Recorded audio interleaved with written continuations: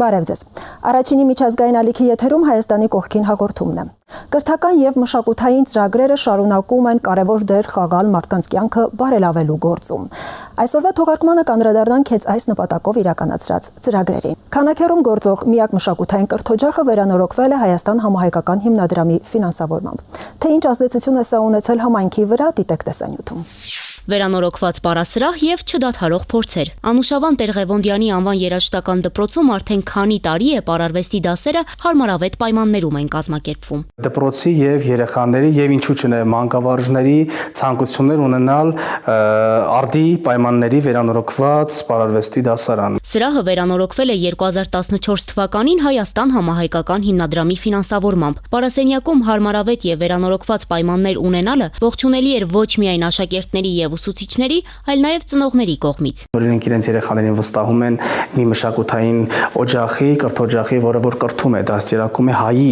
եւ իրենց համար էլ մեծ պատիվ էր եւ պատասխանատվություն էր եւ հաճելի հանգամանք էր, որ երեխաները ուսանելու են գեղեցիկ հաճելի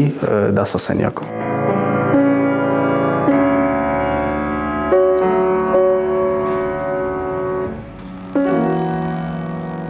Երաժշտական դպրոցը Քանաքեռ Զեյթուն վարչական շրջանում միակն է։ Կենտրոնի տնօրենը նշում է, որ աշակերտների քանակը այստեղ շատ է, ակտիվությունը մեծ, եւ որպեսզի հետաքրքրությունը չնվազի, հարկավոր է առաջարկել հարմարավետ պայմաններ։ Երեխաները սիրում են ամեն ինչ ավելի ստանդարտի, կոմֆորտի, այսպես ասած, համադրությամբ կազմակերպել եւ հիմնանորոգված դահլիճը համահայկական հիմնադրամին, որ մենք ունենք, այս պահին երեխաները ինչու՞ չէ նաեւ կարող ենք ասել, որ մթնոլորտնել է թույլատրում եւ մթնոլորտնել է դրդում երեխաներին ավելի քաջասրտաբար, այսպես պարապել, աշխատել։ Երաժշտական դպրոցում աշակերտների նկատելի ակտիվությունը տնօրենը 3 հիմնական շարժառիթներով է պայմանավորում։ Երեխաների ներհոսքը նաև շատ կապված է երաժշտական դպրոցի եւ մթնոլորտի եւ միջավայրի եւ իհարկե կարող ենք նաև ասել ուսումնական process-ին համապատասխան դասատուների բարձր որակի հատկանիշների վրա։ Անուշավան Տեր-Ղևոնդյանի անվան երաժշտական դպրոցը տասնամյակների պատմություն ունի, որտեղ գործում են դաշնամուրային, լարային, փողային, երգեցողության եւ այլ բաժիններ։ Ցուցաբերելով ակտիվ գործունեություն այն ժամանակի ընթացքում դարձել է ինչպես վարչական շրջանի, այնպես էլ մայրաքաղաքի կարևորագույն մշակութային կրթօջախներից մեկը։ Արհեստների ուսուցում, աշխատանքի խթանում, Արցախից տեղահանված կանանց համար ծրագիրը Հայաստանի տարբեր համայնքներում բնակվող կանանց համար նոր դռներ է բացել։ Մանրամասներին ծանոթացեք հաջորդ տեսանյութում։ Քրիստինեի երազանքն այսպիսի տեսք ուներ։ Ինչպես պատկերացրել էր, այդպես էլ եղավ։ Հիմա ջերմուկում շատերն են իրենց դիմահարդարումը վստահում նրան։ Առաջին ինձ աշխատանքից ես ասեցի վեր Քրիստինե ջան, ես ոչ միտեղ չեմ գնալու դիմահարդար, ես միշտ գալու եմ քո մոտ։ Քրիստինե Թուղթարյանն այս գործում հմտացել է մասնակցելով Լուսե բարեգործական հասարակական կազմակերպության եւ Հայաստան համահայկական հիմնադրամի համատեղ ծրագրին։ 2 ամիս եմ սովորել դիմահարդարում, մենակ եմ եղել, քանի որ դասընթացը անհատական էր։ Շատ սիրով գնում էի, դասերն էլ շատ լավ էին անցնում։ 2 ամիս անց արդեն Քրիստինեն աշխատում է իր նոր մասնագիտությամբ, ինչն էլ ծրագրի առաջնային նպատակներից է եղել։ Դիմահարդարելուց բացի որոշել է նաև դասընթացներ իրականացնել, օգնելով նաև մյուսներին սովորելու եւ աշխատելու այս գործով։ Ունեմ 3 աշակերտ, դասընթացները դեռևս չենք սկսել, պլանավորել ենք, որ մայիսի 5-ից սկսենք։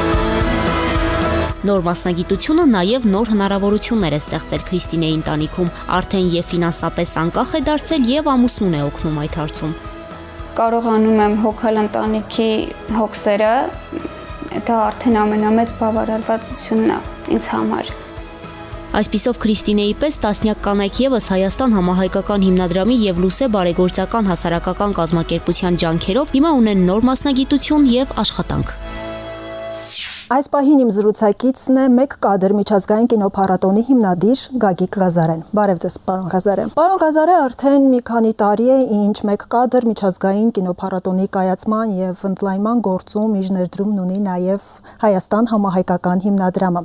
Ինչպես սկսվեց համագործակցությունը եւ ինչպես է շարունակվում։ Մեկնարկը ըստ էության այսպես խրախուսվեցինք երևի փորձելու կապ ստեղծել հիմնադրամի հետ 18 թվականից հետո եղավ առաջին այդպես համաձայնությունը հանդիպումը եղավ 19 թվականին ուղղակի խնդրեցի հանդիպում գործադիր տնօրեն Հայկա Կարշեմյանի հետ ներկայացնելու գաղափարը եւ ըստ էության մենք պայմանավորվեցինք որ 20 թվականից սկսում ենք ու ես համարում եմ որ 20 թվականից այդ հարաբերությունները կոմունիկացիան ստեղծվել է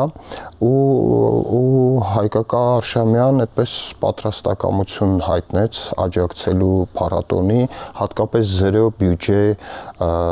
անվանակարգին դա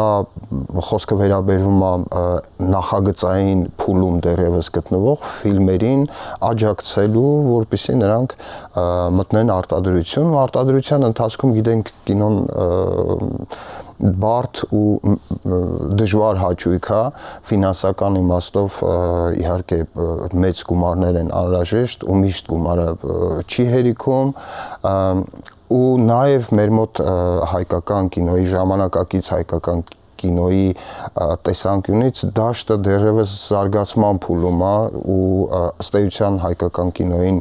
այսպես հովանավորող ֆոնդերը, անկախ միջոցները շատ քիչ են այս տրամաբանության մեջ եկանք մի ընդհանուր եզրահանգման, որ կարող ենք մեկնարկը տալ բայց ցավալիորեն ստացվեց 20 թիվը այն թիվներ ինչը որ թե կինո արտադրության համար իսկապես հարմար չէր որովհետև տարին սկսվեց ու COVID-ի ամբողջ տրամաբանությունը սկսվեց ու մենք ըստ էության 0 բյուջեն 20 թվականին չարեցինք որովհետև կար այդ հեռավորության նախապայմանները եւ այլն ու տրամաբանորեն պետքա որոշակիորեն սառեցվել եւ բնականաբար պատերազմը իր ամբողջ տրամաբանությամբ ըստ էության ճակատագրորեն դա մեկ կադրի պատմությունն է այնպես ստացվեց որ հաջորդ տարին 21 թվականը շատ ավելի ծանր տարի էր բոլորիս համար ամբողջ հայ ժողովրդի ու Հայաստանի համար բնականաբար բայց ես ունեմ այդպիսի մի դիրքավորում որ եթե որևէ տարի մենք չանենք 1 րոպեն այսինքն մեկ կադր փառատոնը այլևս ես չեմ անդրադառնա այդ փառատոնին որովհետև ինքը տրամաբանությունը ընկարկի է որ ինքը ամենամյա փառատոնն է ու ինքը իսկապես հաղթահարել է շատ դժվարություններ օրինակ միակ անգամը որ մեկ կադրը արցանց տեղի է ունեցել մեզ համար նաև սկզբունքային է որ մարդկային շփումները շատ կարևոր են ու դրա համար վիրտուալ տարածությունը ինչքան էլ տեսանելիությունը բարձրացնում է ինչքան էլ ասենք միջազգային շփումները ավելի կմեծացնեն միևնույնն է մենք հակված ենք տեղում անել որպեսզի մարդիկ ռեժիսորները կինոսերները ոչ թե նստած տանը հետևեն այո շփվեն այդ բանը միակ անգամը հենց COVID-ի բերումով մենք այնուամենայնիվ կարողացանք մի փոքր հետաձգելով ամբողջ տեխնոլոգիաները այդ առցանց հեռարձակման ուսումնասիրել հասկանալ ու տեղի ունեցավ այնուամենայնիվ տեղի ունեցավ վիրտուալ տարածքում բայց դե եկավ պատերազմը ու այդ ամբողջ տրամաբանությունը 21 թվականին էլի վիճարկելի էր արդյոք մենք անում ենք փառատոնը թե չէ նկատի ունենալով մեր հանրային ամբողջ տրամադրությունները եւ այլն ու հենց այդ տարի առաջին անգամ հիմնադրամը ապահովեց մեր մրցութային անվանակարգի մրցանակային ֆոնդը ամբողջ ու դա շատ վճռական տարի էր ու շատ կարևոր էր որովհետև այնուամենայնիվ մենք թիմով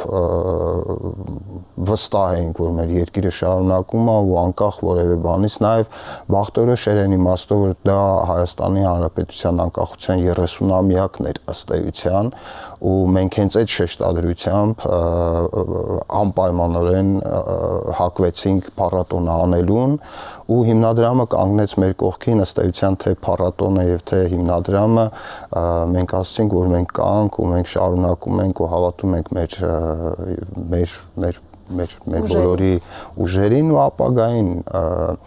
Այդպես ու մենք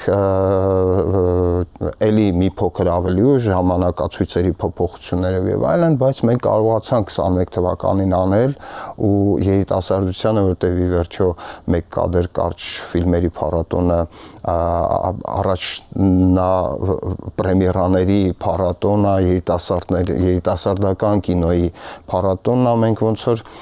միասին հիմնադրամի հետ երիտասարդ կինեմատոգրաֆիստներին մեր երիտասարդությանը խրախուսեցինք շարունակել հավատալ վաղվա օրվան ու դա իրոք հետաքրքիր շատ լավ տոն դարձավ 21 թվականին մթնոլորտը որևէ ձևով փոխելու ու ապագային ուրիշ աչքով տեսնելու համար։ Այդ կետից արդեն սկսվեց մեր արդեն հետևողական ամենամյա համագործակցությունը, ամենայն հավանականությամբ մենք որպես ի վերջո կամուրջ, ես այդպես եմ ընկալում, էլի մեր մեկ կադր կարճ ֆիլմերի փառատոնը, ես ընկալում եմ մեր ու հիմնադրամի մեջ հարաբերությունները այս տրամաբանության մեջ, որ մենք ընդհանրապես կամուրջ ենք դառնում այն ֆինանսական աջակցության համար, որ մեր միջոցով փոխանցվում է արվեստագետին։ Իսկ ըստ էության այդ փոքրիկ այդ կարևոր աշխատանքն ենք անում ու ամենայն հավանականությամբ նախորդ մի քանի տարիները մենք դա արեցինք երևի պատշաճ տրամաբանությամբ ու դրա համար այս վերջին այս տարի մի փոքր ավելի մեծ մասնակցություն ունի հիմնադրամը ծածկելու թե զերո բյուջե անվանակարգի մրցանակային ֆոնդը եւ թե ամբողջ մրցանակային ֆոնդը փառատոնի, որը իմիջիալոց շատ դա էլ սկզբունքային կարևոր մի բան կա, մեր մրցանակային ամբողջ ֆոնդը տրամադրվում է Հայաստանի Հանրապետության քաղաքացիներին, այսինքն սկզբունքը այն կարգի է, որ ստանում է լավագույն հայկական կարճ ֆիլմը, ստանում է լավագույն հայկական մեկ կադր մեկ րոպե ֆիլմը, ստանում է լավագույն հայկական կինո առանց սահմանի ֆիլմը եւ իհարկե զերո բյուջե այդ նախագիծը, որը պետք է անպայմանորեն արտադրվի Հայաստանում, սկզբունքները այդ կարգի են, փիչը մենք խրախուսում ենք փիչի լեզուն հայոց լեզուն է, այսինքն այդ միջոցով մենք նաեւ փորձում ենք մասնագիտական լեզուն հայերենով զարգացնել, հարմարավետ միջավայր ստեղծել նախագծերի պրեզենտացիայի համար, նաև այստեղ էլ մոտիվացիան են կարգի է, որովհետև առաջին ֆիլմերը անողներն են հիմնականում հակված օգտվելու այդ միջոցներից, առաջին քայլերը, առաջին փորձառությունը, առաջին վախերը ունենալու հեշտ տարբերակը բնականաբար մայրենի լեզվով այսպես թրծվելու, անելու, համեմատաբար շատ հարմարավետ միջավայր ենք ստեղծում։ Այսպես, ես ուզում եմ ասել ինձանից սկսած մինչև բոլոր շահառուները մենք ամեն տարի հատուկ ձևով իհարկե մեր երախտագիտությունն ենք հայտնում հիմնադրամին ու մշտապես շեշտադրում ենք, որ այդ գումարները, որ հավաքվել են, դա շատ խորհրդանշական ու շատ ոնց ասեմ, թե պատվաբեր եւ թե պատասխանատու մի բան է մենք մեր բոլոր շահառուների հետ ու մենք ինքներս շատ մեծ պատասխանատվությամբ ենք մոտենում այս նվիրատվության, այս մասնակցությանը։ Շնորհակալություն, պարոն Ղազարես, գուցե նաեւ չնկատեցիք ձեր խոսքում, երբ որ կինոփառատոնից էինք խոսում, ասացիք 1 րոպե։ Գանք հիմքից, այսպես սկզբում փառատոնը կոչվել է 1 կադր 1 րոպեում, կինոն պետք է տվեր 1 րոպե եւ այսպես եւ միջազգային բնույթ չէր կրում, հա։ Տարեց տարի ընդլայնվեց աշխարհագրությունը, այսօր դարձավ 1 կադր, 1 րոպեն դուրս եկավ, այսինքն ֆիլմը կարող է տևել մի քանի րոպե եւ աշխարհագրությունը ընդլայնվեց։ Կուզեմ խոսենք նաեւ այս մասին, երբ որոշվեց, որ պետք է արդեն դառնա փառատոնը միջազգային եւ ինչ է տալիս միջազգայինությունը այս փառատոնին։ Տես իհարկե մեկնարկը տրվեց 2000 հեռավոր 2003 թվականին, այդ ժամանակ ընդհանրապես կինո միջավայր մթնոլորտ գոյություն չուներ։ Մենք ավելի երիտասարդ էինք ու մենք սիրում էինք այդ արվեստի տեսակը, ինչ որ ձևով մղումը, ցանկությունը մթնոլորտը փոխելու, կինոն բերելու, վերադարձնելու երևանյան մշակութային միջավայր կամ հայաստանյան մշակութային միջավայր, այդտեղից առաջացավ, այսպես ծնվեց այս մեկ կադր, մեկ րոպե ֆիլմերի ստեղծման գաղափարը։ Տեսեք 2003-ին կոմունիկացիաները այսպեսին չէին ամբողջ աշխարհի հետ մենք կապ չունենք, դա իսկապես ինքնաբուխ ծնվեց, հետո մի քանի տարի հետո, երբ որ ինտերնետը, համակարգիչ, այս կապուղիները մի քիչ ավելացան, հասկացանք, որ ամբողջ աշխարհում զուգահեռաբար գոյություն ունի 1 րոպե տևողությամբ ֆիլմերի շարժում։ Մենք կապվեցինք շատերի հետ, օրինակ այդ տարիներին Ամստերդամում համաշխարհային մեծ ֆորում էր տեղի ունենում ու որովհետև մենք արդեն զարգացել էինք 2005, 6, 7 թվերի մասին եմ խոսում, մենք արդեն իրենց հետ ու նաև ինտերնետը սկսեց ավելի ակտիվանալ, մենք արդեն հայկական 1 րոպե ֆիլմերի ծրագրեր էինք ուղարկում Ամստերդամում, մասնակցում էին մեր տեղական ֆիլմերը, տարբեր կատալոգներում նշվեցին, Պեկինում ա եղել հայկական 1 րոպե ֆիլմերի ցուցադրություններ մեծ բիենալեի շրջանակներում։ Մի խոսքով այդ 1 րոպե շարժման ակտիվ ներգրավվածության մեջ էինք ու այդքանով արդեն ոնց որ այս կոմունիկացիաները սկսում էին բացվել, բայց էական այնուամենայնիվ մեր տեղի արտադրություններ, որ սկսեց աստիճանաբար զարգանալ։ Մենք ունեինք սահմանափակում 1 կադր 1 րոպե, բայց երբեմն գալիս էին ֆիլմեր, մենք այդ շրջանում նաև ապահովում էինք հեղինակների կամ իդեա ունեցող մարդկանց թե նկարահանումները, թե մոնտաժը, որտեղ տեխնիկան այդքան շատ չէր, շատերը չէին տիրապետում թե մոնտաժին, թե ինչպես նկարելուն, վիդեոարվեստը դեռ այսքան շատ չէր։ Մենք որովհետև այդ ամբողջը տիրապետում էինք, մենք ամբողջովին, այսինքն 0 կետից արտադրության բոլոր հանգույցները անանելով երաշխավորում էին գաղափարների իրագործում, բայց երբեմն լինում էին գործեր, որոնք կարող է եւ 1 կադրով էին նկարվում, բայց ասենք 4 րոպե էր ու դա շատ հետաքրքիր էր։ Ու այդտեղից հասկացանք, որ պետք է արդեն ոնց որ պետք է ու այդպես աստիճանաբար իր բնական տրամաբանությամբ, կոմունիկացիաների բերումով, այս զարգացման բերումով արդեն 2010 թվին իսկապես մենք հասկացանք, որ նախ փառատոնը պահանջարկ ունի երիտասարդության ու հանրության շրջանում ու մենք ոնց որ ժամանակի մեջ պետքա քայլը մեր անենք, տեղավորվենք այդ պահանջի տրամաբանությանը ու այնց այդ ժամանակ որոշվեց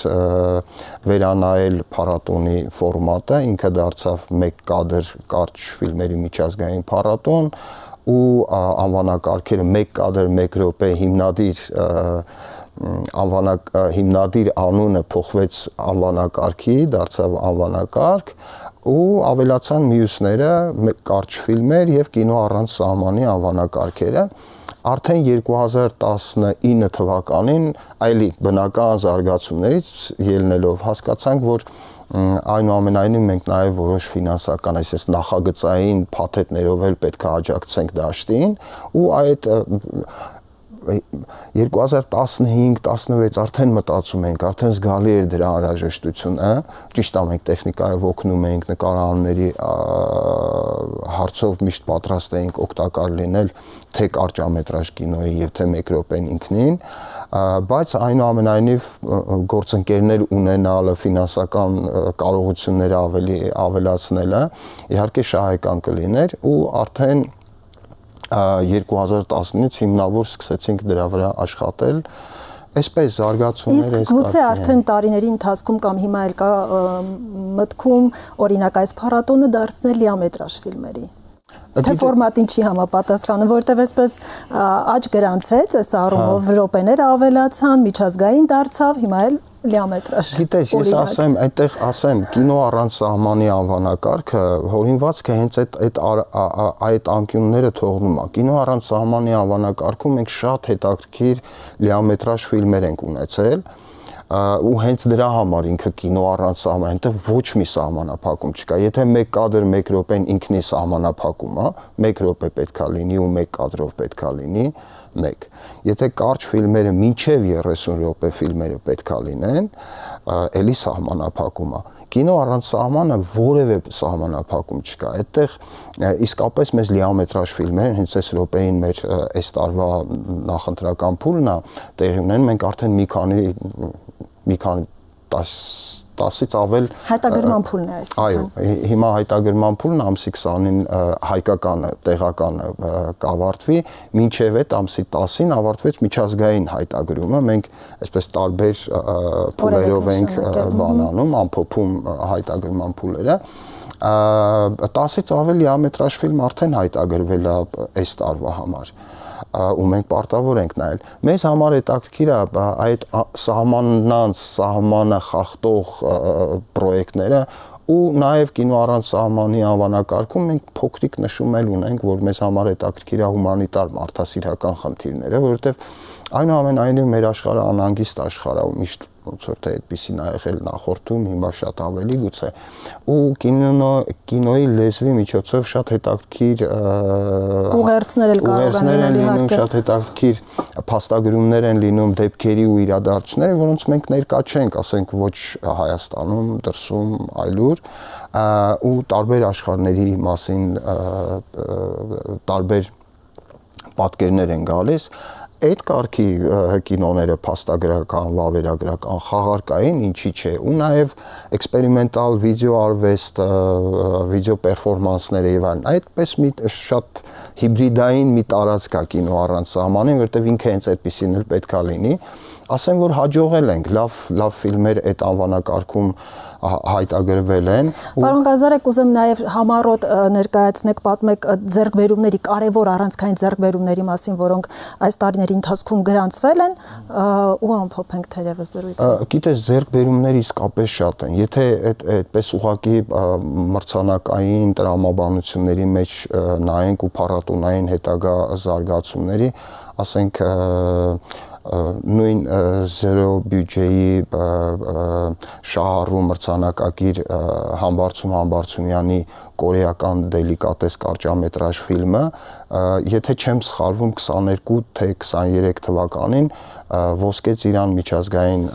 կինոփառատոնում ճանաչվեց լավագույն հայկական կարճամետրաժ ֆիլմ։ Դա իսկապես մեզ համար ոգևորող է, նկատեմ, որ այդ նույն տարի նույն ֆիլմը ներկայացված էր նաև մեկ կադր փառատոնին, բայց մեր ժյուրին ոչ մի մրցանակ չտվեց իրանց։ Բայց գնաց Ոսկե ծիրանում ստացավ ճանաչվեց լավագույն հայկական կարճամետրաժը։ Դա իհարկե մեզ համար ոնց որ ձեռքբերում եմ համարում։ Նաև